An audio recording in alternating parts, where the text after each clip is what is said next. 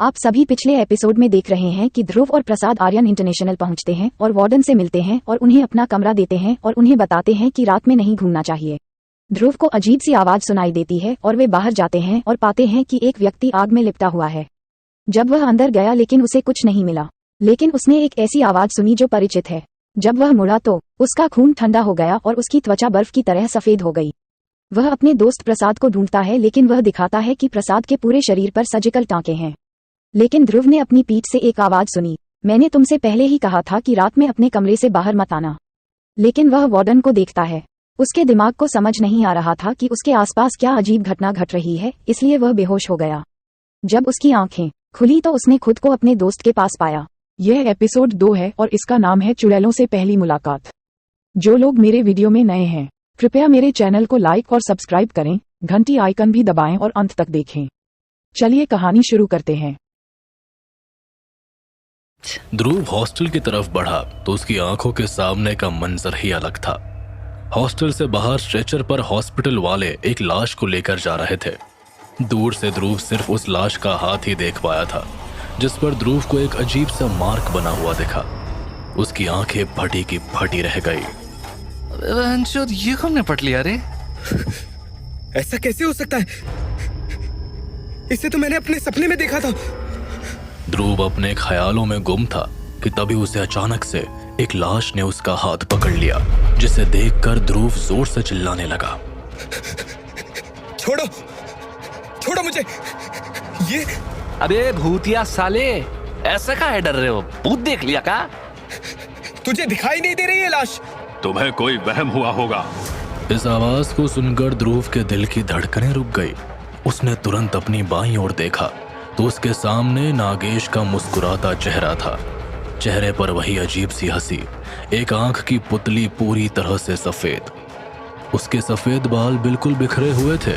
नागेश ने लाश की तरफ देखा और कहा, मैं सोच भी नहीं सकता कि हॉस्टल के पहले ही दिन तुम लोगों को यह सब देखना पड़ा। ये दोनों हमारे कॉलेज के काफी होनहार स्टूडेंट थे, पर कल रात इन दोनों में हाथापाई हो गई और हॉस्टल के टेरेस से गिरकर इनकी मौत हो गई। ईश्वर इनकी आत्मा को शांति दे। जो पहले बता दिया होता तो कफन दफन का इंतजाम कर दिए होते यार। और खैर, आप दोनों अंदर आइए, फॉर्मेलिटीज पूरी कर दीजिए, आप दोनों को चाबी मिल जाएगी। प्रसाद ने डरते हुए ध्रुव का हाथ पकड़ा और दोनों हॉस्टल के अंदर चले गए। उन दोनों के हर बढ़ते कदम के साथ बादलों की गर्जन बढ़ रही थी। ये लो, कमरा नंबर 11 तुम दोनों का है। ऐसे तो कोई परेशानी नहीं होगी, पर 7 बजे तक हॉस्टल के अंदर आ जाना है और 11 बजे के बाद कॉरिडोर के आसपास भी नहीं भटकोगे, खास करके कमरा नंबर 13 के पास। क्यों सर जी, आखिर ऐसा क्या है वहाँ? जितना कहा जाता है उतना करो और अपने काम से काम रखो। ओ इतना बड़ा हॉस्टल, गलती हो गई भाई, माफ कर दे, माफ कर दे। यहाँ तो क्या कुछ नहीं हो सकता बेटे ध्रुव। ये चीज तो ठीक वैसी ही है जैसे मैंने कि सपने में देखा था। ओह अबे इधर आ, देख देख देख, यहाँ से तो सीधा जन्नत का नजारा है। हसीना। हरामी हो बेटा, क्या दिख गया तुझे? अबे अगर तुमने इस लड़की को देखा ना तो कसम से बता रहे हैं तुम्हारा भी पूरा सिस्टम मिल जाएगा। ध्रुव ने कमरे से बाहर की तरफ देखा तो ठीक आर्यन इंटरनेशनल की तरह ही दिखने वाली एक बिल्डिंग थी, जिसकी खिड़की पर सफेद कपड़ों में एक लड़की खड़ी थी। ये काली काली आंखें, ये गोरे गोरे गाल, ओए होए इसके लंबे बाल तो देख भाई, क्या सही माल है यार। लड़की तुरंत अपने दाएं तरफ मुड़ी और ध्रुव और प्रसाद को देखकर मुस्कुराई। ध्रुव ने तुरंत अपने कमरे का दरवाजा बंद कर लिया। वो सड़ी के बंद काहेला किया दरवाजा? अभी उससे तो हमारी आंखें मिलने वाली थी। प्रेम कहानी शुरू करने से पहले साला खत्म कर दे रहे हो गुरु। जहाँ तक मुझे बाबा ने बताया था, यहाँ तो कभी कोई गर्ल्स हॉस्टल था ही नहीं, पर फिर ये लूडू चंद, तुम एक बात बताओ हमको, हैं? उनको चिताएं फूकने से फुर्सत होगी तब ना कुछ पता चलेगा। बना होगा कोई नया हॉस्टल यार, तुम काहेला बीच में आ रहे हो? हरामी। अबे यार चली गई वो। ले बंद कर ले अपनी खिड़की साला। ध्रुव पूरे दिन के सफर के बाद इतना थक चुका था कि उसे पता भी नहीं चला कि उसकी आंखें कब लग गई और कब दोपहर से रात हो गई। कमरे में ध्रुव को खुद का नाम गूंजता हुआ सुनाई देता है, जिस वजह से उसकी आंखें खुली। कमरे में चारों तरफ अंधेरा था, जिस वजह से उसे कुछ दिखाई नहीं दिया। बक भोसड़ी के, ये कौन है रात में? अब रात के 11:30 बजे कोई शांति नहीं है? प्रसाद, प्रसाद, अभी ये गांडू कहां चला गया? इसकी मां का।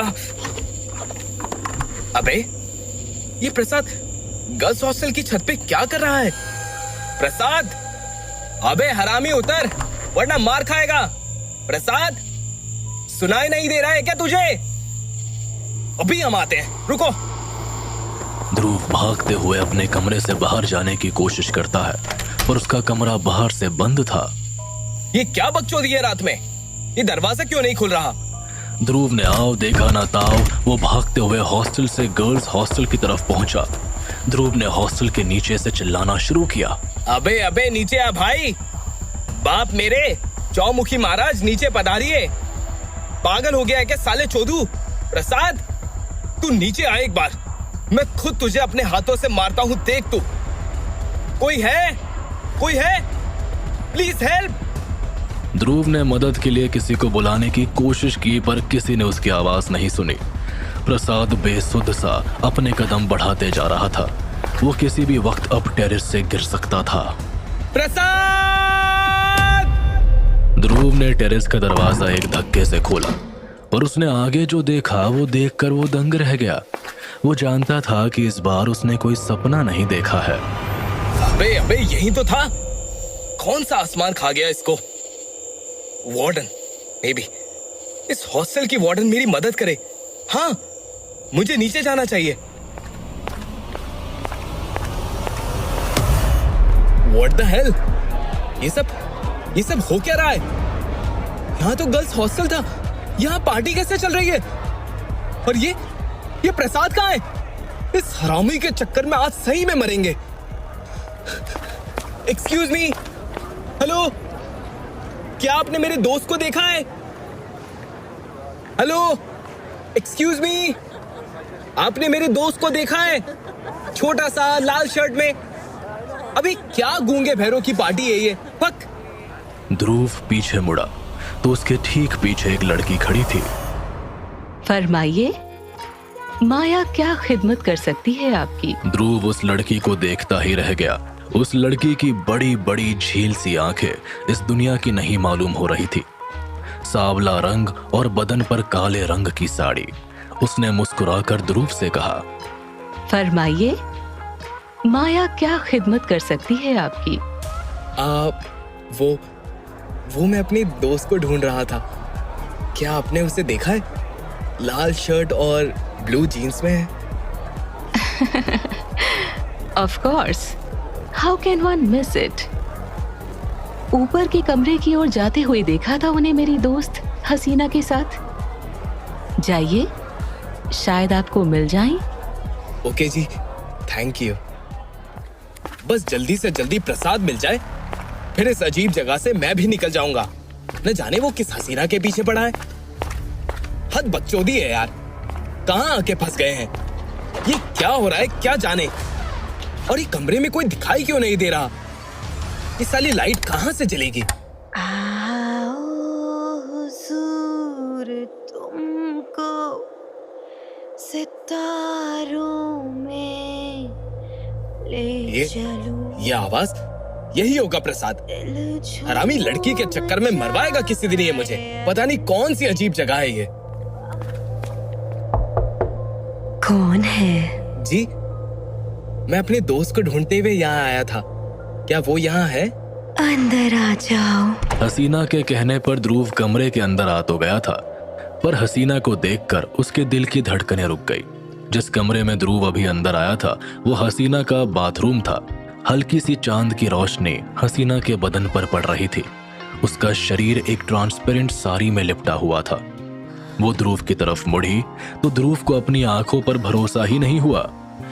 मासूम सा चेहरा, पर आंखों में न जाने ऐसी क्या बात थी कि उसके देखने भर से ध्रुव का रोम रोम खड़ा हो गया था। उसने अपनी नजरें झुकाते हुए हसीना से पूछा, आई एम सॉरी, मुझे लगा। क्या लगा तुम्हें? अब मुझे यहाँ से चलना चाहिए।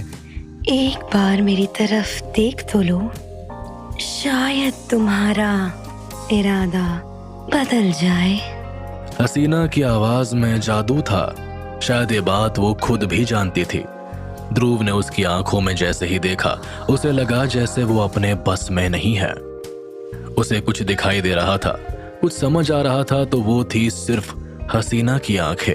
हसीना ने अपने नाजुक हाथों से ध्रुव का चेहरा पकड़ते हुए कहा, इस कमरे के बाहर तुम्हारी सारी वजहों ने दम तोड़ दिया था। अब अगर तुम्हारे यहाँ आने की कोई भी वजह है तो वो बस हसीना है। आखिरी के शब्द हसीना ने ध्रुव के कानों में कुछ इस तरह कहे कि उसकी सांसें ध्रुव के कानों को जैसे छू कर गुजर गई हो। ध्रुव उसकी आगोश में कब खुद को हार चुका था वो खुद भी नहीं समझ पाया। वो पूरी तरह हसीना के काबू में था। ध्रुव हसीना के होठों को चूम रहा था। उसके हाथ हसीना के बदन में फिसल रहे थे कि तभी ध्रुव के नाक में एक अजीब सी बदबू आई। उसने तुरंत अपनी आंखें खोली तो उसके होश फख्ता हो गए। ध्रुव जोर से चीखा। इससे पहले ध्रुव खुद को संभाल पाता वो जमीन पर गिर गया, पर उसकी आंखें अभी भी उस भयानक नजारे पर थी। क्या हुआ? अब तुम्हें हसीना नहीं पसंद आ रही? देखो, मैं खूबसूरत हूं ना? खूबसूरत? आधा चला चेहरा, ऐसा लग रहा है जैसे चमड़ियां उखाड़ कर बाहर आने को है। आधे चेहरे पर सिर्फ मांस के टुकड़े लटक रहे हैं। Oh God, इसकी आंखें और दांत देखकर तो ऐसा लग रहा है जैसे सीधा किसी कब्र से सालों पुरानी लाश निकली हो।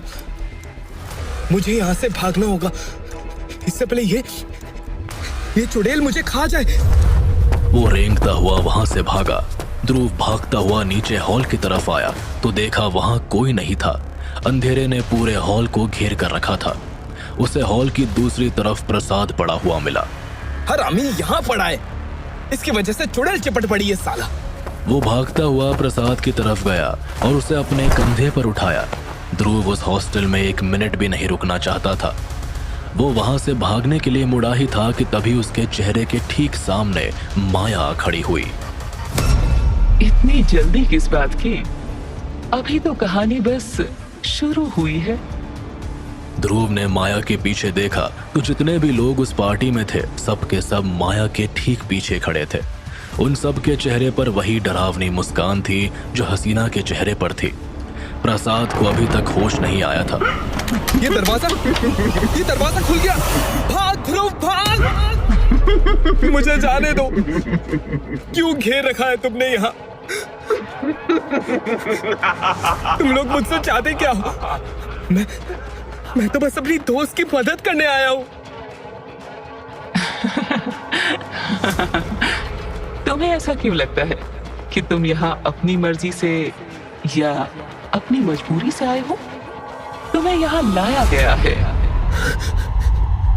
क्या मतलब है तुम्हारा? माया ध्रुव के चेहरे के दाएं हिस्से को अपने एक उंगली के नाखून से खरोचते हुए मुस्कुराने लगी, जैसे ध्रुव की दर्द भरी चीखों से और उसके चेहरे से टपकते हुए खून से माया को तसल्ली से मिल रही थी। पीछे से सारी आत्माएं चिल्लाने लगी, मार दो इसे। माया ने अपने हाथ हवा में ऐसे ऊपर किए जैसे सबको शांत करा रही हो। इसकी मौत और इसकी जिंदगी दोनों हसीना के हाथों में है।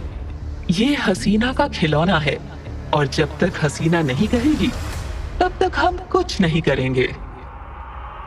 पर ऐसा तो नहीं है कि मैं अपनी बहन की वजह से इस इंसान को टॉर्चर नहीं कर सकती।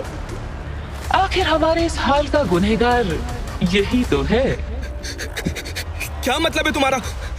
मैंने कुछ नहीं किया।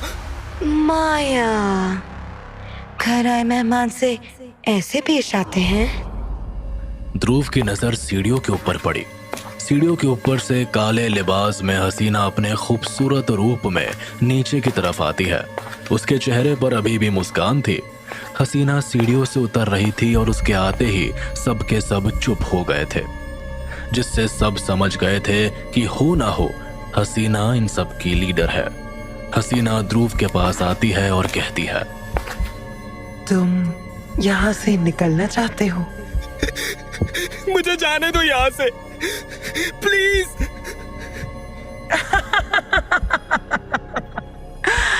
ठीक है, जाओ। हसीना के इतना कहते ही दरवाजा अपने आप खुल गया। सारी की सारी आत्माओं ने ध्रुव के जाने के लिए रास्ता खाली कर दिया। ध्रुव ने प्रसाद को अपने कंधे पर उठाया और वहां से जाने लगा कि तभी पीछे से हसीना बोली, पर याद रखना, तुम यहाँ आए अपनी मर्जी से थे, पर अब तुम जहाँ कहीं भी चले जाओ, तुम लौटकर इसी हॉस्टल में आओगे। ये सुनकर ध्रुव के कदम वहीं रुक गए। वो तुरंत पीछे मुड़ा और उसने हसीना से डरते हुए पूछा, क्या मतलब है आपका?